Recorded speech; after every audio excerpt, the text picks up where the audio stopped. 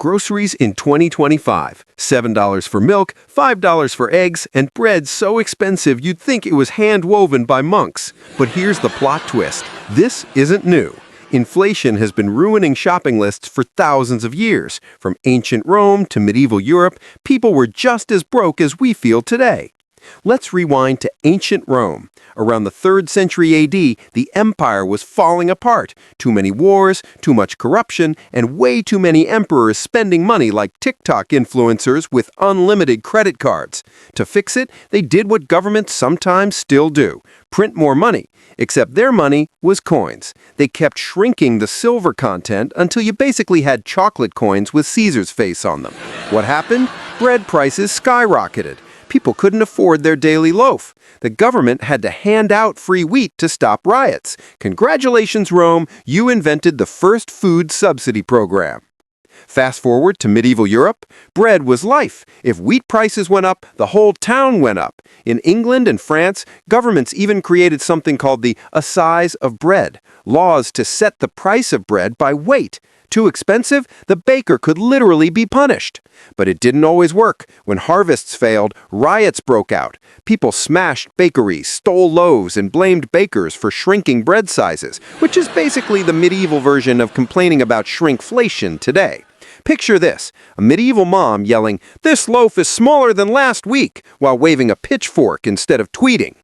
And then came the ultimate inflation crisis, France in the 1780s. Wheat harvests failed, bread prices doubled, and suddenly half of Paris couldn't afford their daily baguette. That's when the phrase, "let them eat cake," got misattributed to Marie Antoinette. Spoiler, she probably never said it, but people were so angry about bread prices, they stormed the Bastille. Inflation literally helped spark the French Revolution. Forget TikTok trends. This was the most expensive loaf of bread in history. It didn't just cost money, it cost the monarchy their heads.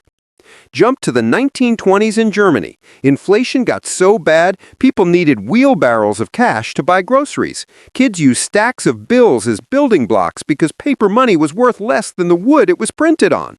Imagine going to Starbucks today. That'll be $3 billion for your latte. People actually rushed to spend money immediately before prices changed by afternoon. Weddings were paid for with bags of cash, and workers demanded to be paid twice a day just to keep up with rising prices. Inflation didn't stop there. The 1970s saw gas prices triple, people lining up for hours just to fill their cars. Families joked about carpooling not to save the planet, but to save their wallets. And today, we complain about egg prices on Twitter, meme about avocado toast, and ask if Starbucks secretly runs the global economy. The truth is, inflation never left us. It just changes what we panic about. Romans cried about bread, French rioted about baguettes, and today, Gen Z cries about oat milk lattes. So why does this happen over and over? Economists talk about wars, shortages, and greedy rulers. But history shows one thing. Whenever governments print too much money or supplies run low, prices explode. People panic, then meme about it. The only difference is we use hashtags instead of torches.